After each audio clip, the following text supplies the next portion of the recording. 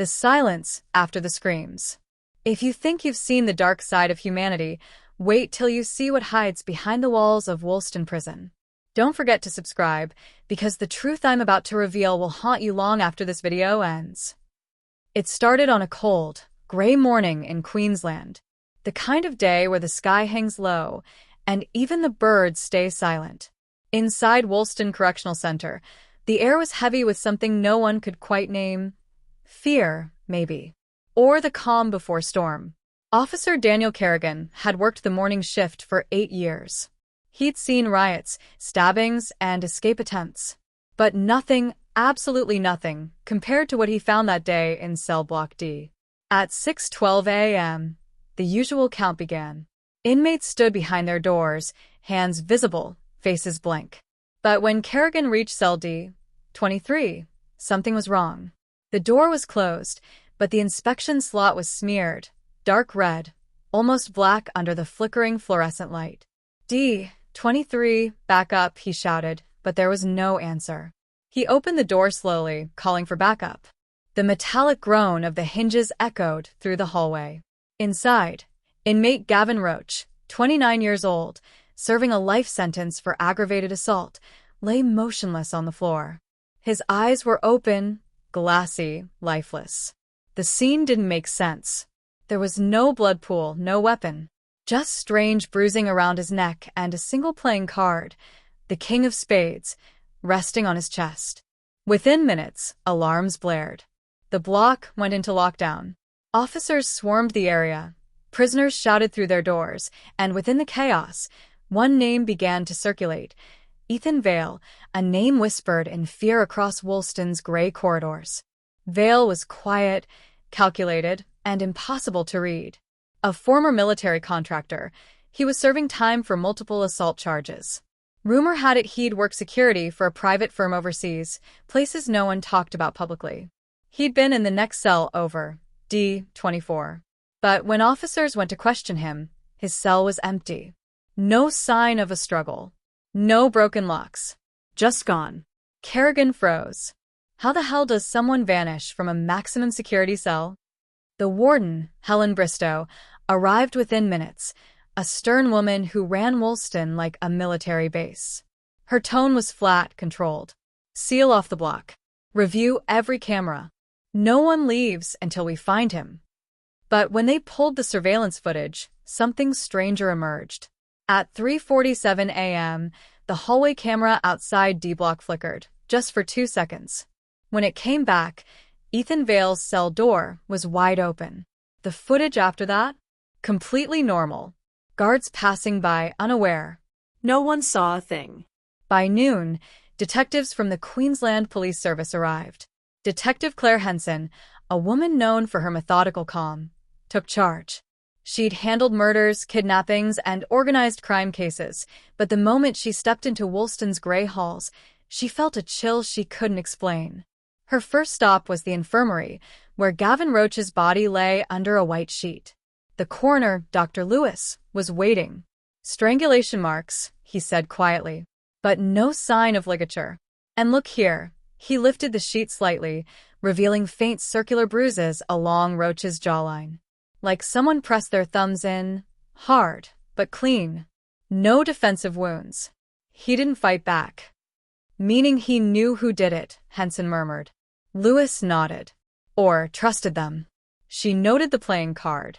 King of Spades. What do you make of that? Lewis shrugged. If it's a message, it's a damn cryptic one. Meanwhile, Kerrigan went through Ethan Vale's belongings. Inside the thin mattress, he found a folded piece of paper, soaked from condensation and time. The handwriting was small, precise. You can't gauge what was made in the dark. On the back was a crude drawing, a hallway with numbered doors and an X marked beside D. 23. Kerrigan turned it over, unease rising in his chest. Vale wasn't just gone. He'd planned this. By evening, rumors had spread like wildfire through the prison. Some said Vale had bribed a guard. Others claimed he'd been part of an experiment, something connected to old government programs that used prisons as testing grounds. Most dismissed it as inmate fantasy, but for the officers, the unease was real. That night, as the storm outside grew stronger, Henson stayed behind in the security office, reviewing hours of camera footage. One pattern caught her eye. Every time the hallway camera glitched, the system log showed an access attempt from admin user 4A, a profile that, according to IT, didn't exist. She leaned back in her chair, heart pounding. Someone inside the prison had tampered with the system. Then, a knock on the glass startled her. It was Kerrigan. He looked pale, almost shaken. "Detective, you need to see this." He led her to the isolation block, a place reserved for high-risk inmates, the kind of men who'd lost all connection to reason. He pointed at cell I-07, the one they hadn't used in months. On the wall, written in what looked like charcoal, were 3 words: "He never left." And beneath it, taped to the wall, another playing card: "The Queen of Spades." Henson stared at it for a long moment, her pulse thundering in her ears. 2 cards. 2 symbols. A message from a man who shouldn't even be alive, let alone free. But before she could ask who had access to the isolation block, the prison lights flickered again. And through the static of the intercom, a distorted voice echoed through every hall. "You think this place holds the monsters? You're wrong. It creates them." The system cut out. The guards scrambled, radios buzzing, boots thundering down the corridors. The storm outside raged harder, the sky flashing white through the narrow windows. And somewhere deep within Wolston's concrete labyrinth, a cell door creaked open, slow and deliberate. Detective Henson felt it then, the sinking certainty that whatever was happening inside Wolston Prison wasn't just a murder or an escape. It was something far worse. Because the King of Spades was just the beginning. The man who wasn't there. Detective Claire Henson hadn't slept in 26 hours. The storm outside had passed, but the tension inside Wolston Prison had only thickened. The air smelled of disinfectant and metal, and something else. Fear. Every officer was on edge. Every inmate was silent. Ethan Vale's name had become a ghost that stalked the halls, an inmate who had vanished without breaking a single lock, whose voice still echoed through the intercom hours after he was declared missing. By morning, Warden Bristow called an emergency meeting in her office. The blinds were drawn, and the room felt suffocating. Officer Kerrigan sat beside Henson, his hands clasped tight. Bristow stood, arms crossed, jaw set. "I want this man found. I don't care if he's dead or alive. No one, and I mean no one, walks out of my prison." Henson studied her. "You're assuming he left." The warden's expression hardened. "You have another theory, Detective?" "Yes," Henson said quietly. "That he never did." A silence fell over the room. She slid a photo across the desk, a freeze frame from the security footage just seconds before the 3:47 a.m. glitch. Ethan Vale sat on his bunk, head down, hands clasped. The moment the feed cut and returned, the bunk was empty. Henson pointed at the corner of the image. "Notice the reflection in the glass panel. There's movement outside the cell before the lights flicker. Someone triggered the blackout." Bristow leaned in. "Could be tampering." "Could be an accomplice," Henson replied. Kerrigan shifted uneasily. "But who? We checked the guards, the logs, the door sensors. Everything says no one opened that cell." Henson frowned. "Except the system itself." She spent the next 4 hours combing through digital records, cross-referencing access codes, guard rotations, and maintenance entries. That's when she saw it, a pattern hidden in the routine. Every time a cell door malfunctioned or a camera flickered over the last 3 months, admin user 4A appeared in the log. But 4A wasn't just tied to Ethan Vale. It was linked to a series of incident files stored under restricted clearance, each labeled only by a number. The first one dated back 5 years. When she tried to open file number 001, a warning flashed on the screen. "Access denied. Warden authorization required." She called Bristow immediately. "Warden, what are these restricted files?" Bristow's voice turned cold. "Those are internal security protocols. You're not cleared for them, Detective." Henson pressed. "They're connected to the escape. I need to see them." "You've seen enough." The line went dead. That night, Kerrigan found her in the cafeteria, hunched over a cup of bitter coffee. He slid into the seat across from her, lowering his voice. "You're right not to trust her," he said. "Wolston's got history. Things that never make it into reports." "What kind of things?" "Transfers that don't exist. Inmates who just disappear." He leaned closer. "You know how they test new behavioral programs in prisons? Wolston's been part of that since the early 2000s. Psychological conditioning. Solitary experiments. They called it Project Blackline." Henson frowned. "That's illegal." Kerrigan gave a dark chuckle. "So's losing a prisoner in thin air." She opened her notebook, scribbling. "So, Vale wasn't just another inmate. Not even close. Word is he was one of the first test subjects. They wanted to see how far isolation could rewire a man's mind. Guess what? It worked." At 10:43 p.m., a guard reported movement in the empty D-block corridor. Cameras caught a faint figure, tall, thin, moving in the shadows between cells. When officers arrived, they found only a single item lying on the floor. Another playing card, the Jack of Spades. It was taped to the wall beside D-24, Ethan Vale's old cell. On the back, written in shaky handwriting, were 4 words. "You're looking the wrong way." Henson stared at the card, goosebumps rising along her arms. "He's watching us," she whispered. Bristow arrived moments later, furious. "End this nonsense now. I want that cell sealed." But as she turned to leave, Henson noticed something odd, a faint circular mark on the inside of the cell's vent cover. Someone had recently unscrewed it. She pulled the panel away and found a small, black device tucked behind the grate, a mini hard drive, coated in dust. Kerrigan whistled. "What the hell's the doing here?"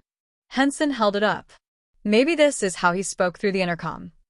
When IT analyzed the drive, they confirmed it was connected to the internal PA system, preloaded with a distorted voice recording. But it wasn't Vale's voice. It was synthetic, an AI-generated mimic. Someone wanted it to sound like him.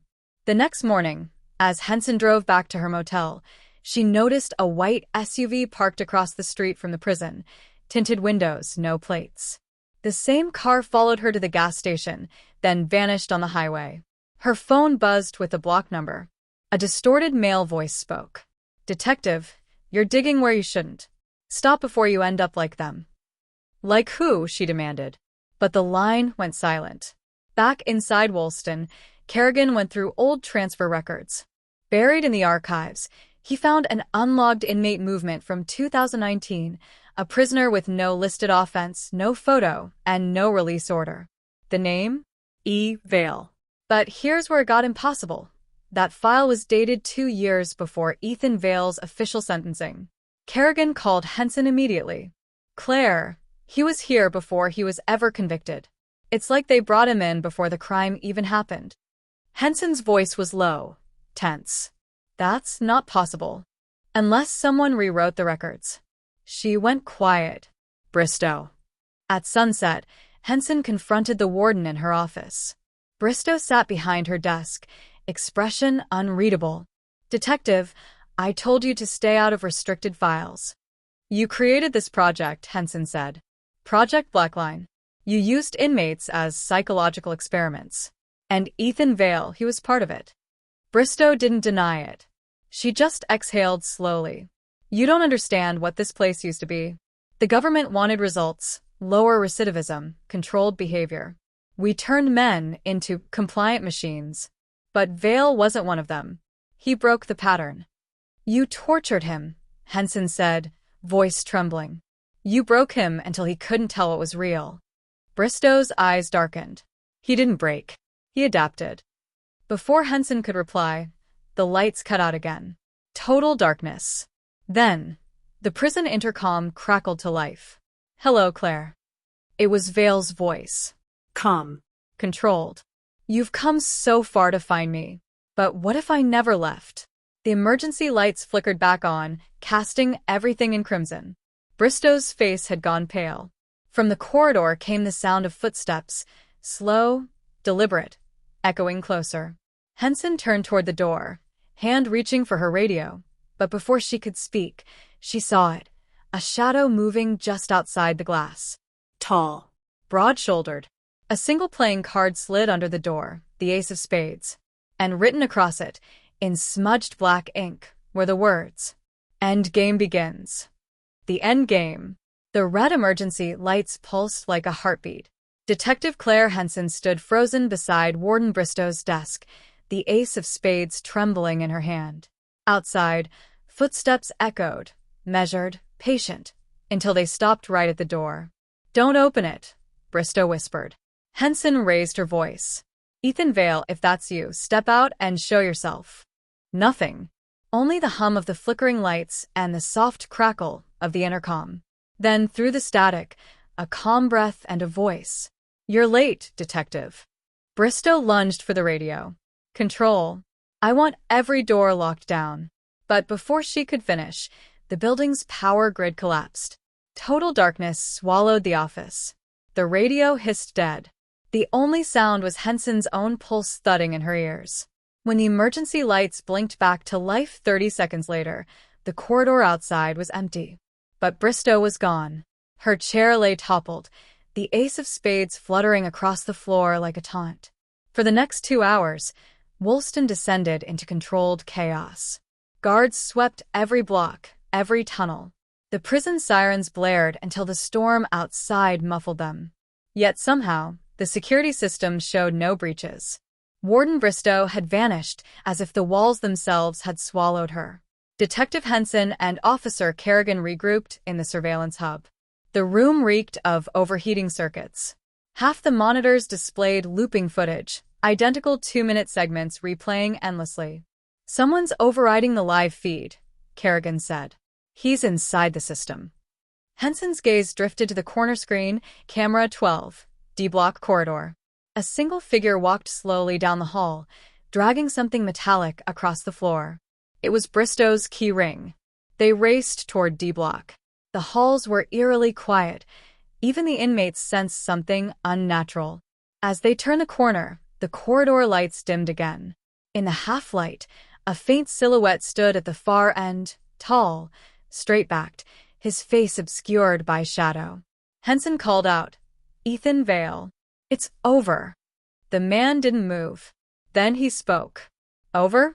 Detective, this is where it starts." He stepped forward, and for the first time she saw his face. Pale, gaunt, eyes hollow from years of darkness, but steady, focused. He wasn't wild. He was controlled, almost rehearsed. "Where's Bristow?" she demanded. He tilted his head. "She's seeing what I saw, hearing what I heard. That's justice, isn't it?" Kerrigan raised his weapon. "Don't move." Vale smiled faintly. "If you kill me, this place keeps breathing. You think I escaped, but you never notice the truth." He pointed upward toward the surveillance cameras. "You've been watching a recording." Henson's stomach dropped. "What are you talking about?" Vale took one slow step closer. "They built this prison to study control, how to erase a man and rewrite him. They filmed everything. Every reaction, every breakdown. You're standing in their experiment, detective. Project Blackline never ended. It just changed who it studied." The lights flickered again, and in that blink of darkness, he was gone. They found Bristow an hour later, inside the old psychiatric wing, a part of Wolston sealed since 2015. She was sitting on the floor, eyes unfocused, whispering the same phrase again and again. "He never left, he never left." Around her were dozens of old videotapes, stacked in dust-covered boxes marked Blackline Archive. Henson picked one at random and slid it into an old player. The screen crackled to life. Footage from 10 years ago, room 7, a man strapped to a chair. A young Ethan Vale staring blankly as white-coated figures circled him. A voice on the recording said, "Phase 4 complete. Subject shows total compliance." But then, on the next tape, everything changed. Alarms blared, researchers screamed, and Vale, no longer restrained, looked straight into the camera and whispered, "You wanted obedience. I gave you control." Then the screen cut to black. Kerrigan rubbed his forehead. "So, He wasn't a monster. They made him one. Henson closed the laptop. They created something they couldn't contain. Before they could move, a loud clank echoed through the hall, doors locking, bolts sliding. The lights turned red once more. Across the intercom, Vale's voice filled the air, softer now, almost mournful. This isn't about revenge. It's about release. The only way to end the experiment is to erase the lab. Kerrigan's eyes widened. He's rigged the generators. They sprinted toward the power control room. The smell of diesel and ozone hit them as they burst inside. On the central console, digital timers flashed, counting down from 3 o'clock. 2.5 minutes. Cables ran from the generators to an improvised detonator. Vale had rewired the system to overload the power grid and ignite the fuel reserves. Henson grabbed the emergency shutoff switch. Can we disarm it? Kerrigan shook his head. If we cut it wrong, it blows instantly. Then a voice came from behind them, calm, steady. Don't bother. Vale stood by the doorway, holding Bristow's key card. This place was never meant to be saved. Henson faced him. You don't have to do this. He stepped closer, eyes glinting under the red light. Detective, every man in here is a ghost of what this prison did. You think closing the files makes it right? You think silence erases guilt. She met his gaze. You'll kill everyone. Not everyone, he said quietly. Only the ones who stayed. He pressed the key card against the panel. The timer stopped at 0:07, flickered, and reset to safe mode. The roar of the generators softened. The alarms died. Vale exhaled, almost smiling. I told you. End game. I decide when it ends. Before they could move, he turned the keyring, locked the door from the inside, and backed toward the fuse box. Tell them the truth, Claire. Tell them what Wolston really was. Then he flipped the master switch. A blinding flash lit the corridor. The shockwave shattered windows, tore through metal, and silenced Wolston's heart. 2 days later, smoke still rose from the ruins. 53 inmates survived. Vale's body was never recovered. The official report called it an electrical failure. The Blackline archives were lost in the fire. But Detective Henson knew better. She left Queensland the next week, carrying a single salvaged videotape, the one labeled Blackline, Phase 4. She watched it once more before sealing it in an evidence box. At the very end of the footage, just before the tape cut out, Ethan Vale stared into the camera and whispered, You can cage a man, but once you teach him control, he'll never need walls again. Months later, a new warden reopened Wolston under a different name. The government promised transparency, safety, reform. But on the first night of operations, a guard reported hearing static on the intercom and a voice saying softly, Welcome back to the program. If you thought this story was over, think again. Because sometimes the truth doesn't die, it waits. And the next time we go inside another prison, another secret might surface. Subscribe because what comes next is even darker.